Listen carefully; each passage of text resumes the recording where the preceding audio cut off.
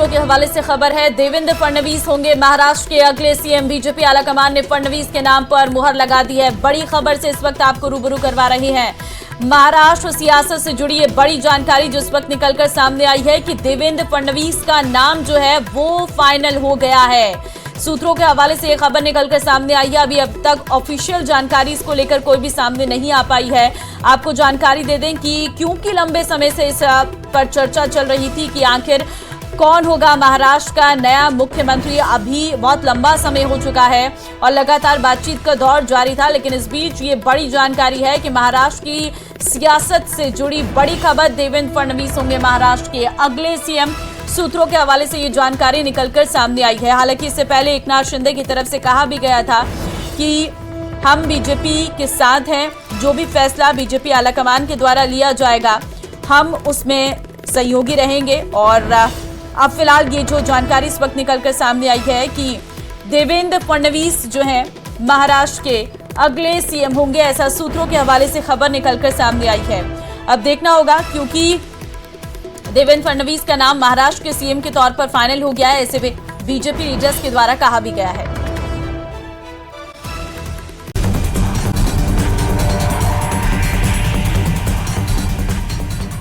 महाराष्ट्र में 23 नवंबर को जब विधानसभा चुनाव के नतीजे आए, तब धमाकेदार अंदाज में महायुति ने जीत दर्ज की। उससे ही ये उम्मीद जग गई कि नई सरकार के गठन में भी ऑल इज वेल होगा, पर ऐसा हुआ नहीं। अब जबकि नई सरकार की ताजपोशी की तारीख तय हो गई है, लेकिन सीएम के चेहरे पर सस्पेंस बना हुआ है। 5 दिसंबर को नई सरकार के गठन की तारीख तय हो गई है। इस बीच बीजेपी ने महाराष्ट्र के लिए पर्यवेक्षकों का ऐलान कर दिया है।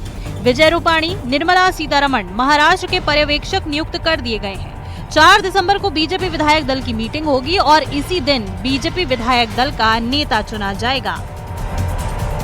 महाराष्ट्र में पार्टी के नेता चुनने की जो प्रक्रिया है, वहाँ एज ए ऑब्जर्वर हम दोनों जा रहे हैं। सबको मिलेंगे और फिर पूरा हाईकमांड को बताएंगे और फिर हाईकमांड जो कहेगी उससे हम वहाँ के नेता चुनते हुए जाहिर डिक्लेयर करेंगे। इस बीच अजीत पवार के दिल्ली आने की सूचना है। कहा यह जा रहा है कि वो बीजेपी के बड़े नेताओं से मुलाकात कर सकते हैं। इस बीच ये भी कहा जा रहा है कि महाराष्ट्र में बीजेपी विधायक दल की बैठक के बाद सीएम का चेहरा भी साफ हो जाएगा। और ये सब वरिष्ठ नेताओं की, शिंदे साहब है, फडणवीस साहब है, अजीत दादा है, इनकी बैठक जरूर होगी, ऐसा मेरा अंदाज है। और बैठक के बाद ये जो कन्फ्यूजन है विभागों के बारे में, मंत्री पदों के बारे में, कितने आ रहे कितने जा रहे, इस सब बारे में उनकी डिस्कशन होगी। महाराष्ट्र विधानसभा चुनाव में महायुति गठबंधन को 236 सीटों पर जीत मिली है। सबसे अधिक 132 सीटों पर बीजेपी, 51 सीटों पर शिवसेना और 46 सीटों पर अजीत पवार की राष्ट्रवादी कांग्रेस पार्टी ने जीत हासिल की है। ऐसे में उम्मीद है कि गठबंधन के आला नेताओं को मंत्री पद मिलेगा।